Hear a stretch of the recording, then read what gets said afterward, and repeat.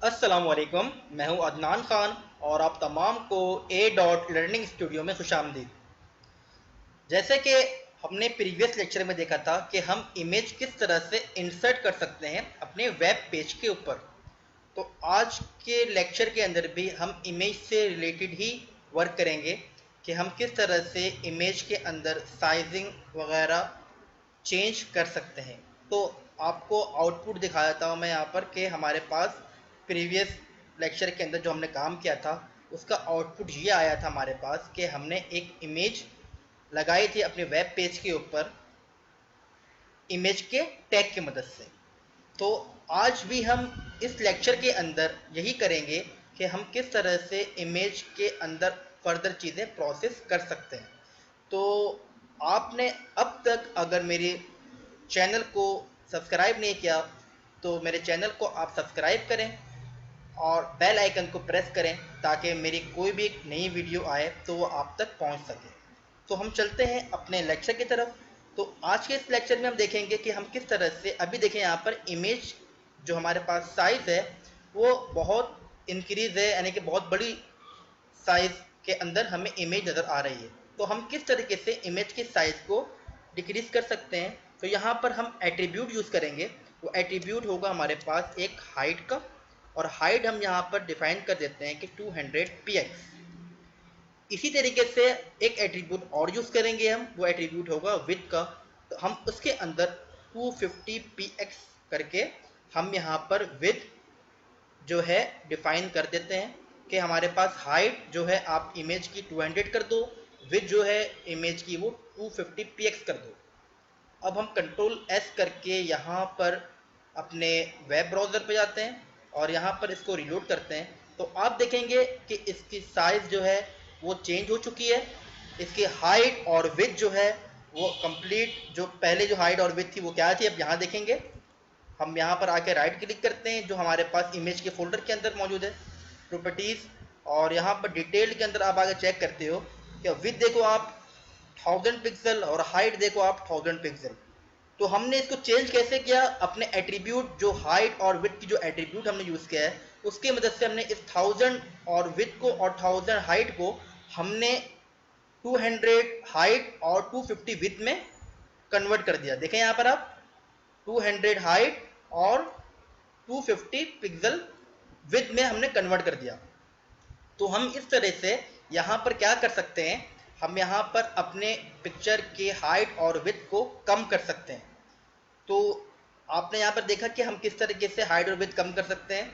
तो अब हम यहाँ पर एक चीज़ और करते हैं कि हम यहाँ पर चाहें तो इस इमेज को कॉपी करके, इस इमेज की कंप्लीट टैग को मैं एक ही इमेज रखता हूँ यहाँ पर 1 2 3 4 5। आप यहाँ पर क्या कर सकते हो, आप यहाँ पर इमेज के नाम को F2 है तो आप कोई और इमेज डाउनलोड करते हो उसका नाम अगर यहाँ पर हो तो F2 की जगह आप वो रख देना। तो अभी मेरे पास फिलहाल इस फोल्डर के अंदर सिर्फ एक इमेज पड़ी हुई है तो मैं इसी एक इमेज को यूज़ करता हूँ। इसको यहाँ पे कंट्रोल एस करके अपने ब्राउज़र पे जाकर रिलोड करता हूँ तो आप देखेंगे यहाँ पे 1 2 3 4 5, क्योंकि मैंने 5 बार कॉपी और पेस्ट किया है। 1 2 3 4 5। तो आप इस तरीके से यहाँ पर क्या कर सकते हो, यहाँ पर आप हाइट और विड्थ चेंज कर सकते हो। तो यहाँ पर हमारे पास सोर्स, हमने सोर्स क्यों यूज़ किया था, हमने सोर्स इसलिए यूज़ किया था कि हम यहाँ पर इमेज का पाथ दे सके कि इमेज कहाँ से इसको उठाना है यहाँ से। तो इमेज के फोल्डर उसके अंदर जाओ, आप f2.jpg के नाम से एक इमेज मिलेगी आपको, आप वो इमेज उठा लो। ये डॉट जेपीजी जो है ये एक्सटेंशन है, फाइल एक्सटेंशन है। यहाँ पर .png भी हो सकता है, .jpeg भी हो सकता है, वो आपको देखना होगा डिटेल में जा कर के फाइल के एक्सटेंशन क्या है। इसी तरह ऑल्ट हमने क्यों यूज़ किया था, अगर हमारे पास इमेज किसी भी वजह से कोई पाथ ना मिले या कोई भी इशू हो जिसकी वजह से हमारी इमेज शो ना हो रही हो तो ये अल्टरनेट टेक्स्ट शो हो जाए कि दिस इज फ्लावर इमेज। आपको यहाँ पर दिखाया तो एक बार और कि मैं यहाँ पे एक्सटेंशन को यहाँ पे रिमूव कर देता हूँ, मैं कंट्रोल एस करके यहाँ पर अगर आपको मैं दिखाऊँ तो आप देखेंगे यहाँ पर कि इस इमेज के यहाँ पर इमेज तो शो नहीं हुए लेकिन यहाँ पर alternate text this is flower image, यहाँ पर इस तरीके से इमेज अल्टरनेट टेक्स्ट शो हो चुका है। तो यहाँ पर आप ये देखेंगे मैं कंट्रोल Z करके वैसे ही जिस तरह से हमारे पास फाइल नेम था हम उस तरीके से फाइल नेम को ले आते हैं। और एक चीज़ यहाँ पर आपको बता दें कि हमने जिस तरह से प्रीवियस लेक्चर में देखा था कि हाइपरलिंक क्या काम करता था कि आपके एक डॉक्यूमेंट से दूसरे डॉक्यूमेंट पे वो ट्रांसफर होता था। मतलब कि आप बहुत सारे वेब पेजेस क्रिएट करके एक वेबसाइट बनाने पे आते थे तो आप क्या करते थे कि अलग अलग वेब पेजेस बनाते थे। तो हमने यही पढ़ा था अपने फर्स्ट लेक्चर के अंदर भी कि आप वेबसाइट किस तरह बनाते हो, बहुत सारे वेब पेजेस को एक साथ कंबाइन करके आप क्या करते हो, वेब पेजेस बनाते हो। लेट सपोज आपने एक हाइपर लिंक लगाना होता है कि अगर आपको एक पेज से दूसरे पेज पर ट्रांसफ़र होना होता है तो आप एक हाइपर लिंक लगा करके एक पेज से दूसरे पेज पे ट्रांसफ़र होते हो।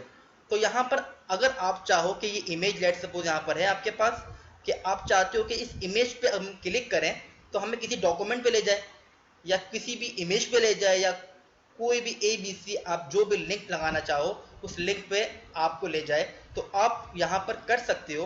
क्या करना पड़ेगा आपको, सिंपल यहाँ पे आप आओगे और यहाँ पर आप एक एंकर टैग बिल्कुल वैसे ही लगाओगे जिस तरह से हमने प्रीवियस लेक्चर में लगाया था और एंकर टैग को यहाँ पर आप क्लोज कर दोगे। उसके बाद आपको करना क्या होगा, इस एंकर टैग के अंदर href यानी कि रेफरेंस देना होगा आपको। आपने रेफरेंस लेट सपोज आपने यहाँ पर टेबल लेक्चर को ओपन करवाना है, मतलब इस फाइल को आपने इस क्लिक के ऊपर ओपन करवाना है। तो मैं यहाँ पर इस फाइल के नेम को कॉपी कर लेता हूँ यहाँ पर और यहाँ पर जा करके इस फाइल के नेम को पेस्ट करता हूँ और यहाँ पर एक्सटेंशन लगा देता हूँ .html। तो ये काम हमने किया। अब कंट्रोल S करके अपने ब्राउजर पे जाके रिफ्रेश करता हूँ इसको। तो अभी आप देखेंगे यहाँ पर आइकन नहीं आ रहा, हैंड आइकन। यहाँ पर भी हैंड आइकन नहीं है, यहाँ पर भी नहीं है, यहाँ पर भी नहीं है। जैसे ही हम यहाँ पर आते देखेंगे यहाँ पर आपके यहाँ पर एक हैंड आइकन आ गया, मतलब यहाँ पर लिंक आपने लगा दिया। तो जैसे ही आप यहाँ पर आप क्लिक करेंगे तो आपको आपके डिज़ायर जो फाइल है वहाँ तक ये पहुँचा देगा। देखें मैंने क्लिक किया यहाँ पर तो आप देखेंगे यहाँ पर आपको उस फाइल तक ये ले जाएगा।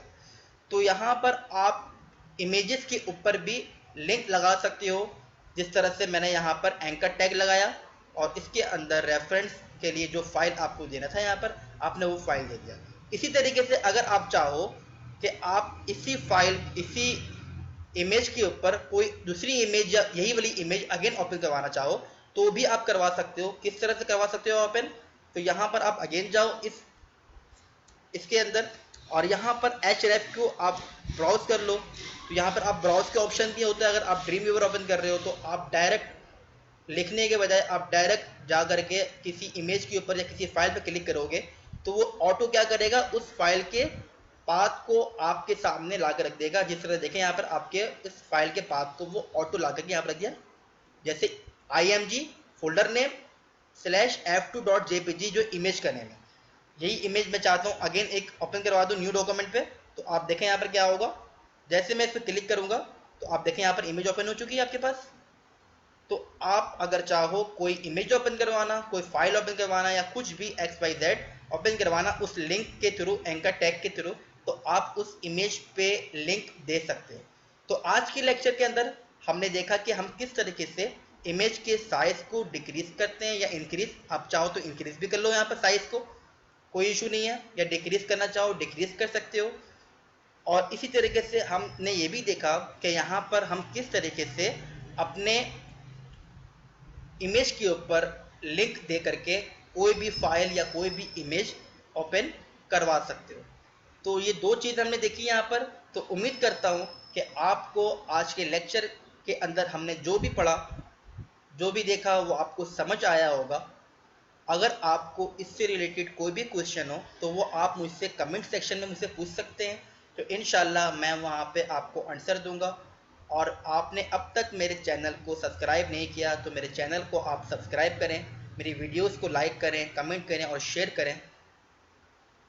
इंशाल्लाह मुलाकात होगी नेक्स्ट वीडियो में, इस उम्मीद के साथ कि आप अपना बहुत ख्याल रखेंगे। इंशाल्लाह नेक्स्ट वीडियो में मुलाकात होती है। अल्लाह हाफिज़।